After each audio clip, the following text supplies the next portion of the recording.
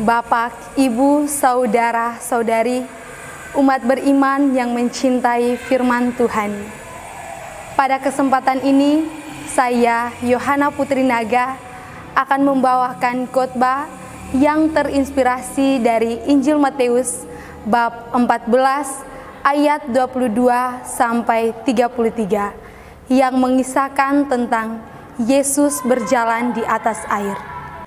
Bapak, Ibu, Saudara, Saudari, umat beriman yang terkasih dalam Kristus. Saya mengangkat satu kalimat yang menjadi dasar permenungan saya, yaitu kalimat yang terdapat pada ayat 31 yang berbunyi, "Hai orang yang kurang percaya, mengapa kamu bimbang?" Kalimat ini menunjukkan sikap Yesus yang menegur Petrus karena merasa bimbang dan kurang percaya. Dalam hidup kita dewasa ini, seringkali kita berada di situasi yang sama seperti Petrus.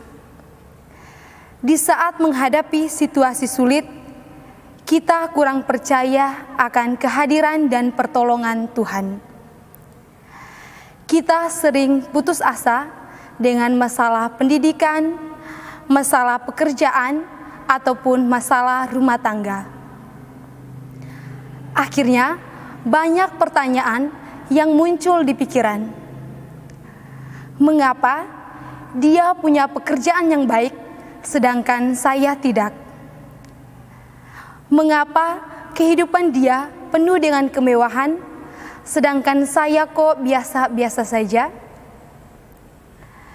Ini seringkali terjadi karena kurangnya keyakinan kita akan Tuhan, sehingga kita merasa Tuhan itu tidak adil.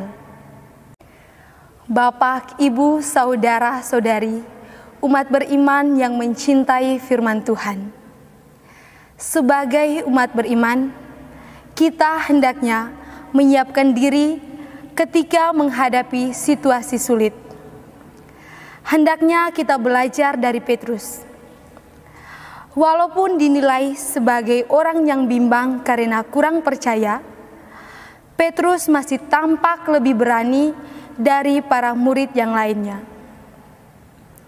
Ketika Petrus bertanya, "Tuhan, apabila Engkau itu, suruhlah aku datang kepadamu." Perkataan Petrus tadi terlihat seperti Petrus ingin mencobai Yesus.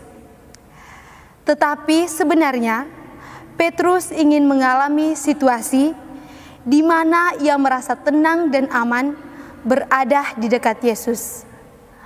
Oleh karena itu, jika kamu mengalami kesulitan dalam hidup, datanglah kepada Tuhan. Janganlah biarkan imanmu goyah hanya karena satu cobaan. Iman kepada Tuhan adalah dasar utama untuk melewati segala macam persoalan hidup. Iman ibarat kunci yang membuka pintu pikiran hati agar terarah kepada Tuhan. Bapak, Ibu, Saudara, Saudari, umat beriman yang terkasih. Dalam menghadapi situasi sulit, iman kita mudah terombang-ambing. Oleh karena itu, cara yang tepat dan ampuh untuk mempertahankan iman adalah dengan melihat dan membenah kembali hubungan kita dengan Tuhan. Kita dapat membangun komunikasi kita dengan Tuhan yang selama ini mungkin jarang kita lakukan, yaitu berdoa.